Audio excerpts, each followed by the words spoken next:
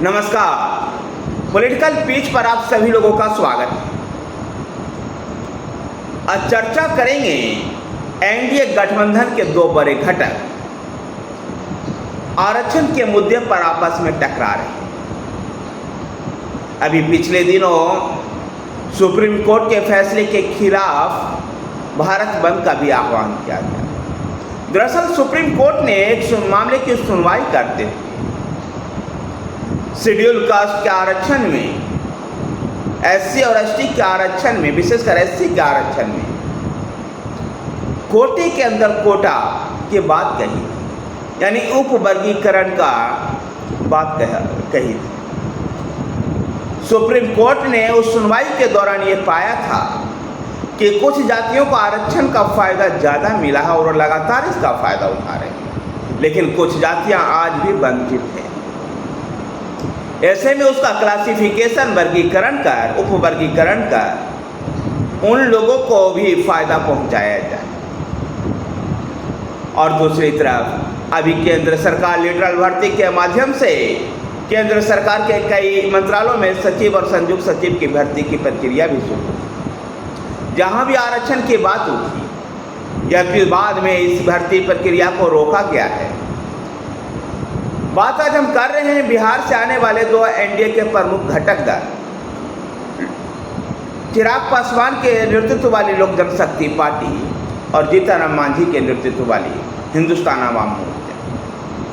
जहां चिराग पासवान के नेतृत्व वाली लोक जनशक्ति पार्टी ये चाहती है कि जिस प्रकार का आरक्षण की व्यवस्था भी मिल रही है, यही मिलता रहना चाहिए। इसमें किसी भी प्रकार के कोटे के अंदर कोटा विदिन कोटा नहीं होना चाहिए और न ही कोई उपवर्गीकरण होना चाहिए। सरकार भी लगभग इस रुख पर सहमत है और आरक्षण की पुरानी व्यवस्था को बनाए रखना चाहती है, जबकि हिंदुस्तान आवाम मोर्चा के जीतन मांझी 18 बिहार के जो कुछ जातियां हैं जिनको वर्गीकरण कर उनको आरक्षण का लाभ देने के पक्ष में।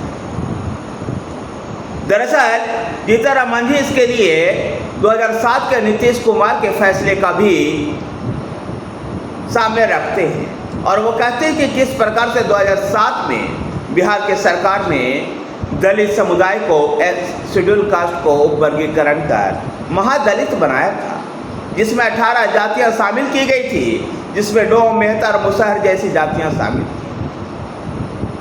जीतन मांझी का दर्द भी यही है कि ये जातियां आज तक भी आरक्षण का उस तरह का फायदा नहीं ले पा रही, जबकि शेड्यूल कास्ट में भी कुछ ऐसी जातियां हैं जो डोम, मुसहर, मेहतर जैसे जातियों पर डोमिनेशन करती हैं और इन जातियों को बेहतर सुविधा के लिए वर्गीकरण कर इनको फायदा पहुंचाया जाए। यदि कैबिनेट बैठक में इसका विरोध वो नहीं कर पाए खुल करके, लेकिन इशारों में इसकी ओर उन्होंने इशारा किया। और जब सुप्रीम कोर्ट का ये आदेश आया था, जब ये सलाह आया था सुप्रीम कोर्ट का, तो उस समय जीतन मांझी ने उस फैसले का स्वागत किया।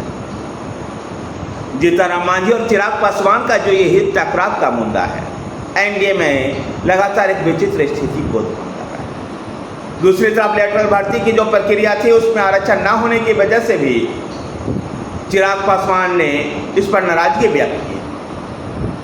बाद में लेटरल भर्ती में आरक्षण की व्यवस्था के तहत बाद में इस भर्ती प्रक्रिया को शुरू करने का सरकार ने कहा है और सरकार ने इसके लिए कांग्रेस को भी आईना दिखाते हुए कहा है कि सरकार लेटरल भर्ती के लेकर के कोई नियम कानून नहीं बनाई थी पूर्ववर्ती सरकारों ने, लेकिन भारतीय जनता पार्टी इसको संस्थागत रूप देना चाहती है और इसमें आरक्षण की व्यवस्था भी लागू होगी। लेकिन एकल सीटों पर कोई आरक्षण की व्यवस्था नहीं होती है, इसलिए एकल सीटों पर जैसे जो भर्ती की प्रक्रिया है सामान्य नहीं रही। धन्यवाद साथियों, वीडियो को लाइक कीजिए, शेयर कीजिए। हमारे साथ बने रहने के लिए हमारे चैनल पॉलिटिकल पिच को सब्सक्राइब कीजिए। धन्यवाद।